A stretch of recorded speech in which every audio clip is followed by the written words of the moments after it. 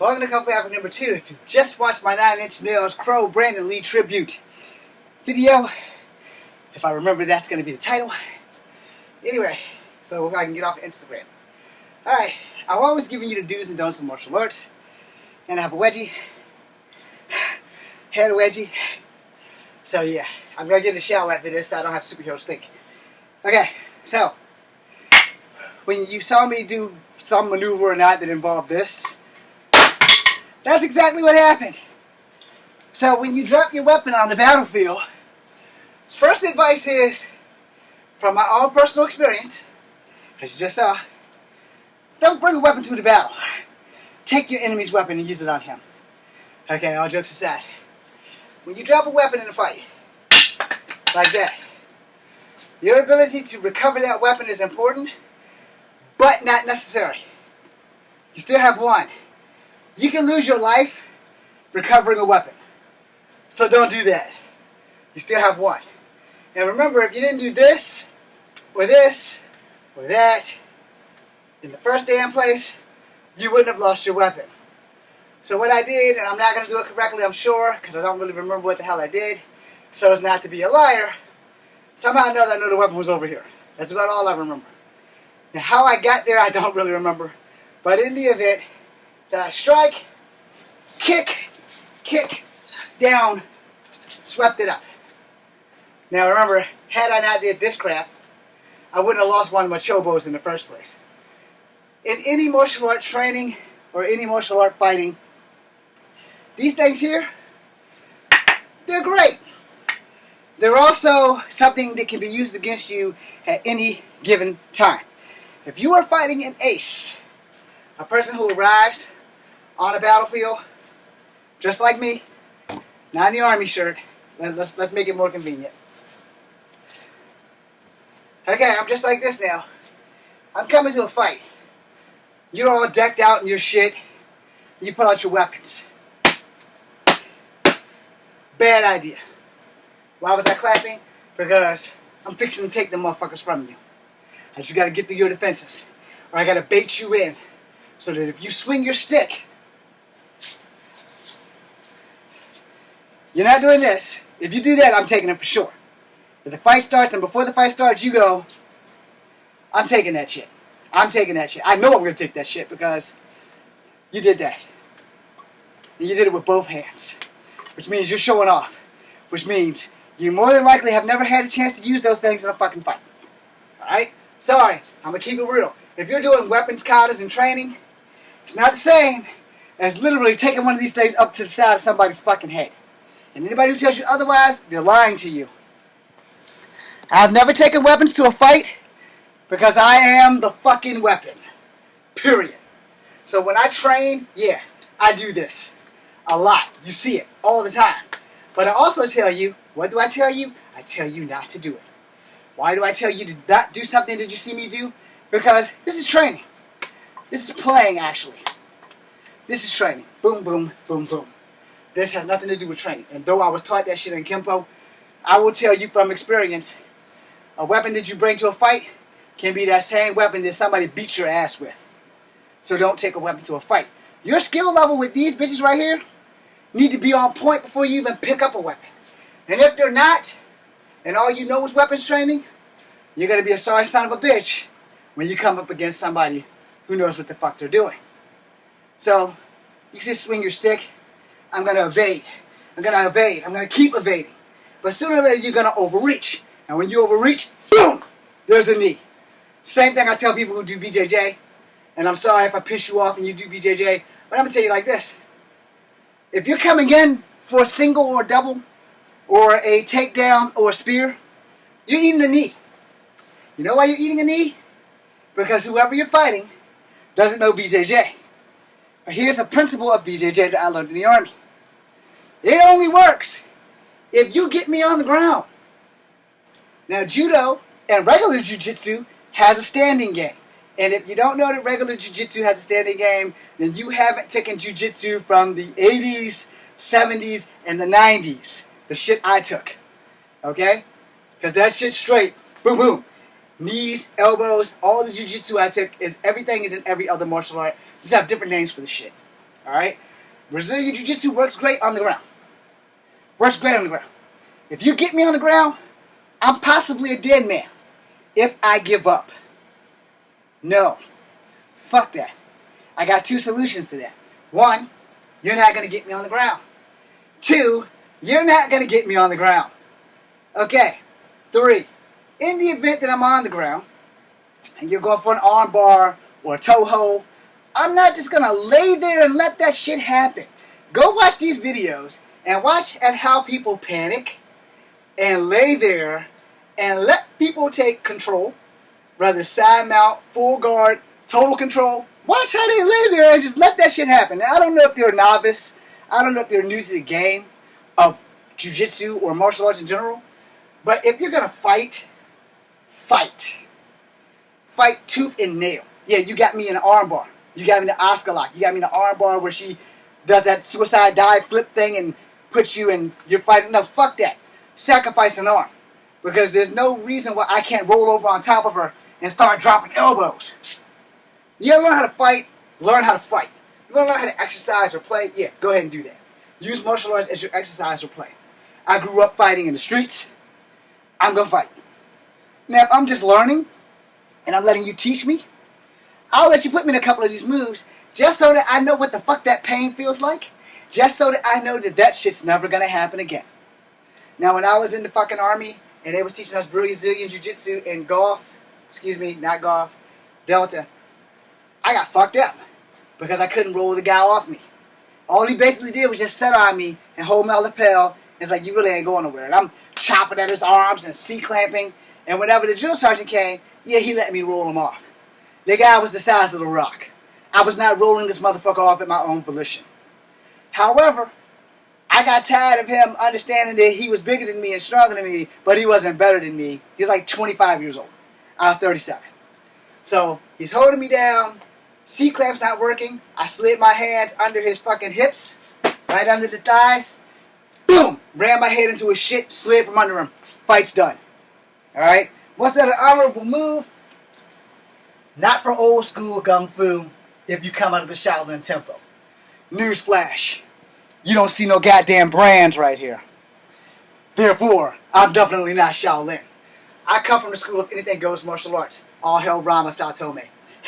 Anyway, if I can't beat you, I'm going to kill you. That's my philosophy in life. It's just that simple. So I'm going to beat you until you stop, or I'm going to beat you until you stop. In other words, you cease to function on every fucking level. Any weapon you bring to a fight is a device that either will enhance your ability to beat somebody's ass or enhance that person's ability to beat yours. Which is why you don't wear your weapons when you're fighting. Training, okay, fine. You whirl it, you're showing off, you're making a movie, fine. But in real life, when you drop your weapon, leave that bitch. You still have one. Use the one you have. And if you get the chance to get that bitch back, fine. 9 times out of 10, you're not going to get that chance. Let's keep that shit real. Your weapon's over there, you got one in your hand. Every time you try to go for that weapon, you're losing time. And you're losing a chance to finish the fucking fight. You can finish the fight with one weapon if you've taken any Kempo or any kind of stick fighting. The other stick is just an extra. It's really nothing, you know. Now, Kempo, you have many styles when it comes to the Kempo stick fighting. You have many of these and these and these, and each thing has a solution. Block, boom, boom, block, thrust, you know. But in all the times, your instructor should tell you, this shit here, watch me probably drop one. Blessed be, I didn't drop one.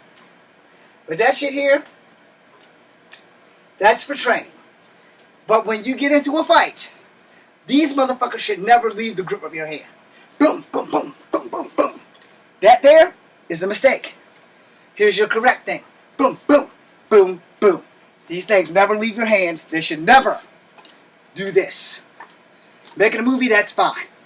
Showing people that you can whirl your sticks. Oh, who are you trying to impress? You're not here to impress anybody. You're here to whoop ass. So, I probably need that back. So, if they're swinging, and you don't have a weapon, there are ways to protect. Fatty part of your palms, down here. Try to get it there. Now, if they got a sword, fuck that shit. Not even an option. But if they got short sticks or a bow, Here, your fat, you got a little fatness right there on both sides. So, you want the part of your palm. This is the hardest part of your palm. So when you do a palm strike, it's flat, but you want to base it, like right there, or in the chin. You want a base palm strike. You don't want to slap, but if you have to slap someone, it's okay. There is some sumo slaps that are effective in fighting. But this shit here, no. This is your correct form. Boom, boom, boom, block, strike, block, strike. It's the same damn motion. Block, strike, block, strike, block, block, strike, block, kick, block. Yeah, it's the same shit. Kempo, a block is a strike and a strike is a block. It's the same fucking shit. Kempo utilizes pressure points. So anybody who hasn't taken Kempo and you don't believe in pressure points, that's on you. I'm not going to judge you, but I'm pretty sure I can fuck you up. I'm also not going to be able to make you shit or knock you out with my mind. But I hit you in a couple of these ribs. I jab you on some of these pressure points that I use praying mantis for. You're going down. Period. And I stuff you in here as a person who can't breathe, can't fight. Rule number 1. So, let me get back on the BJJ thing really quickly. For BJJ, and for all of you who are learning BJJ, I am not here to put that art down. I suck at it. You might be great at it. But I'm going to tell you 2 things. And most people who do BJJ right now, leave. Get the hell out of here. Because you're not going to like what I have to say. But I'm going to say it anyway, and I'm going to piss you off. And I don't give a fuck if you're a belt or if you're not a belt. Because I am not a belt, but I've beaten many motherfuckers that have belts. So I'm going to put it to you honestly. If you can't get me down, a toe hook's not going to do you any good while I'm standing up. You try to go down and get a toe hook while I'm standing and watch what happens to you. Because you're 1 step away from a kickboxing knee or a Muay Thai knee. You're 1 elbow away from going to sleep or being crippled because I'm going to elbow you in your fucking spine. I'm not going to let you get me down. Period. But in the event that you get me down, so everybody who's not doing BJJ right now, go watch these BJJ videos and watch what I'm talking about. Watch how quickly they panic and quickly try to defend their arm instead of trying to move to something else while this guy's trying to rip your arm. Watch it how if you're in the fetal position and they have full guard or top mount and they're on top of you, guess I bought a bug from in the house. Anyway, when they got the arm like this and they're across your body trying to work that arm, why aren't you using your knees? You're doing this and you're in a fetal position. Your knees is right at their ribs. Eat them up. Eat them up. But they're not teaching you that in BJJ. Because they didn't teach me that shit in the Army. I knew about that shit before I even got on the goddamn mat. Because I've been on my back and I've been able to beat people while I'm still under their ass. You can't just lay there and worry about that arm. They got other body parts that you can expose too. And while you're focusing on trying to make sure that they don't lock your arm, you can be elbowing them or kneeing them. You can be doing something else instead of panicking. Now go watch the videos like I said. I don't know any names of the videos. Just go watch all the BJJ videos and watch the same shit happens when the BJJ guy starts listening to the other more experienced BJJ guy. They just panic and start worrying about the arm. First off, it's a sport competition. Tap. Ain't nothing wrong with tap. Go ahead and tap. Because you don't want to break your fucking arm. Plus, if you're with somebody who's too rough, they'll probably try to break your arm on purpose just because they can. And those are the guys, while they're doing this thing, I know this is illegal, but I'm going to tell you anyway. When your arm is between their legs and they're trying to separate your hands, drive this bitch right here into their inner thigh, because that's where you're going to be anyway. Roll over. When you roll over, drive your shit in. Let them put all their strength into it, and you just add with it. Just reverse of polarity, like they teach you in judo. When you push, I pull, I turn, I shift. I throw your ass off because you're running right at me, so it's going to be easier for me to do this than to try and stop you dead in your tracks. It's not going to happen because of my size, so I have to use my speed and my education against you.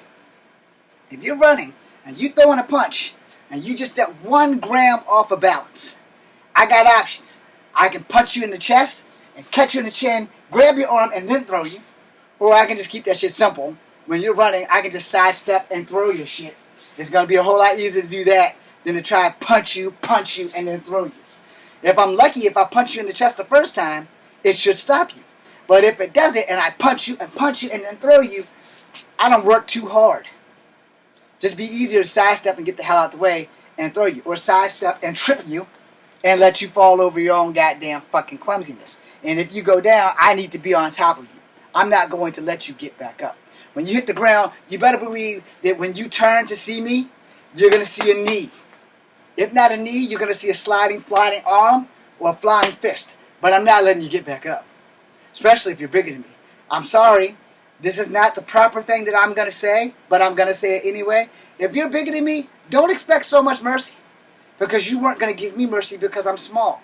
I have beaten people bigger than me who thought that they were going to throw me across a room. They were wrong. And thank God for golf cleats. Anyway, that being said, if you're going to learn BJJ, you might want to learn other shit too. Because your fighting game is only as good as your entire fighting game, not just the one style. If you are stuck in one style, you're screwed. Straight up and down, you're screwed. If that style happens to BJJ, I apologize to whoever I offend who does BJJ.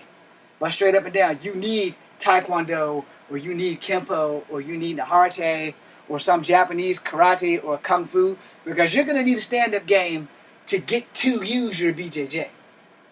If you're fighting somebody who's a stand-up fighter, a striker, and a counter-striker, you're fucked. Especially if you don't know how to strike and counter-strike. If you know how to sprawl and go in, and that's all you know you can get them on the ground and you can tap them out, that's good for you.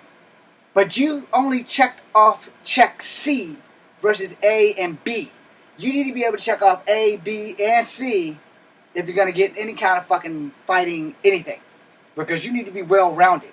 You can't just be, well, I'm a BJJ motherfucker. If I get him on the ground, I got him. Yeah, you do. The key to what I just said was, if I get them on the ground. That's where the work comes in. Yeah, you're stronger. Doesn't make you better. You're tougher. Doesn't make you better.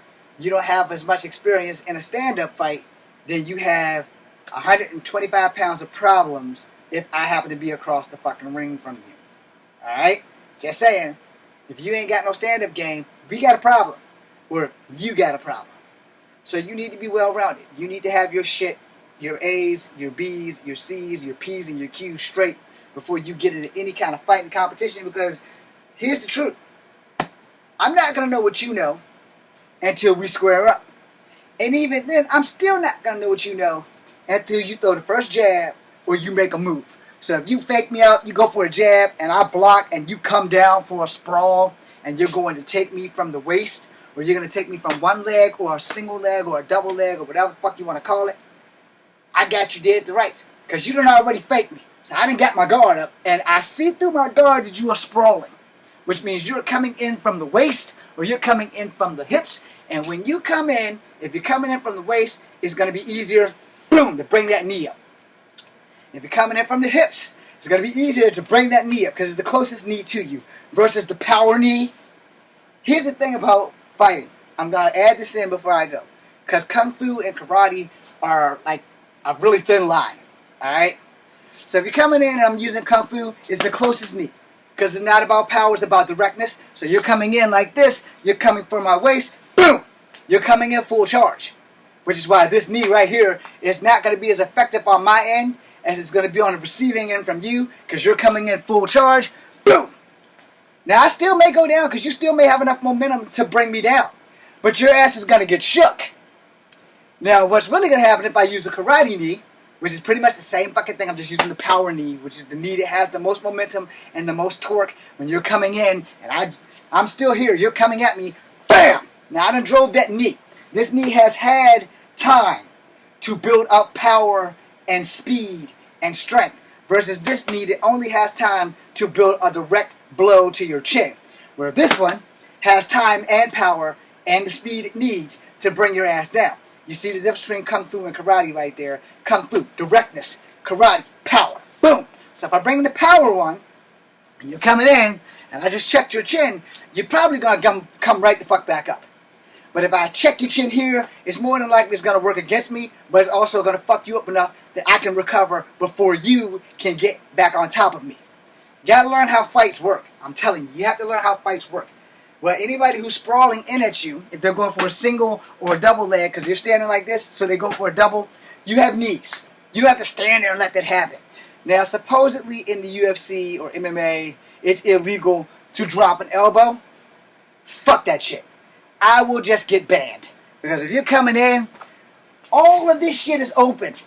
And if you think I'm going to be dumb enough to let you get a hold of me and not, bam, drop a Kung Fu elbow or a twisting karate elbow or a Muay Thai, bam, because there's more torque with the karate than it would be with the Kung Fu, because Kung Fu is simple and direct, boom, and I'm elbowing you in primary spots.